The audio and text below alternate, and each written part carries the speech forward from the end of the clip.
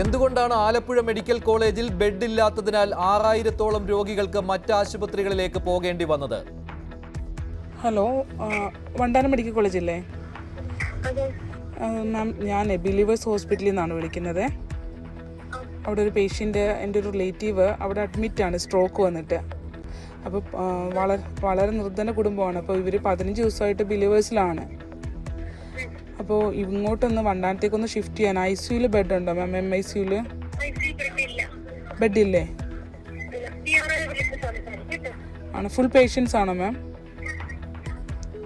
ഒഴിവില്ലെന്ന് പറയുമ്പോൾ medical ICU പൂട്ടിയിട്ടിരിക്കുന്നതായി news 18 അന്വേഷണത്തിൽ തെളിഞ്ഞു. വെന്റിലേറ്റർ സൗകര്യമുള്ള ICU പ്രവർത്തിക്കാത്തത് 2 എയർ കണ്ടീഷണറുകൾ നന്നാക്കാത്തതിനാൽ. ഞെട്ടിക്കുന്ന അനാസ്ഥ ആരോഗ്യമന്ത്രി അറിഞ്ഞതിനും തെളിവുകൾ.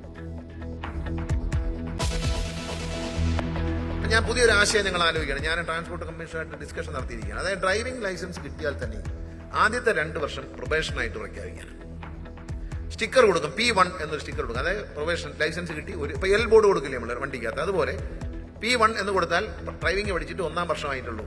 2-ാം വർഷം, ഈ 1-ാം വർഷത്തിനും 2-ാം വർഷത്തിനും ഇടയിൽ 6 ഒഫൻസുകൾ മാർക്ക് ചെയ്താൽ ആ ലൈസൻസ് റദ്ദാക്കും. റോഡുകളിൽ ജീവൻ നഷ്ടപ്പെടാതിരിക്കാൻ കർശന നടപടികളെന്ന് ഗതാഗത മന്ത്രി. ലൈസൻസ് കിട്ടിയാൽ 2 വർഷത്തെ പ്രൊബേഷൻ. വാഹനത്തിന്റെ മുൻഭാഗത്ത് കാഴ്ച മറയ്ക്കുന്ന കൂളിംഗ് അനുവദിക്കില്ല.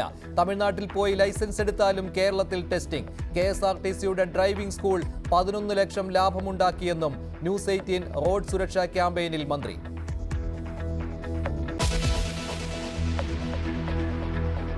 ഡൊണാൾഡ് ട്രംപ് അധികാരമേറ്റതിന് പിന്നാലെ ലോകാരോഗ്യ സംഘടനയിൽ നിന്ന് പിന്മാറിയ അമേരിക്ക. കോവിഡിനെ നേരിടുന്നതിൽ WHO വീഴ്ച വരുത്തിയെന്ന ആരോപണം. പാനമ കനാൽ ഏറ്റെടുക്കുമെന്ന ട്രംപിന്റെ പ്രഖ്യാപനം തള്ളി പ്രസിഡന്റ് ജോസ് റൗണ്ട്. ഇന്ത്യയിൽ ട്രംപ് ടവറുകൾ ഉയരും.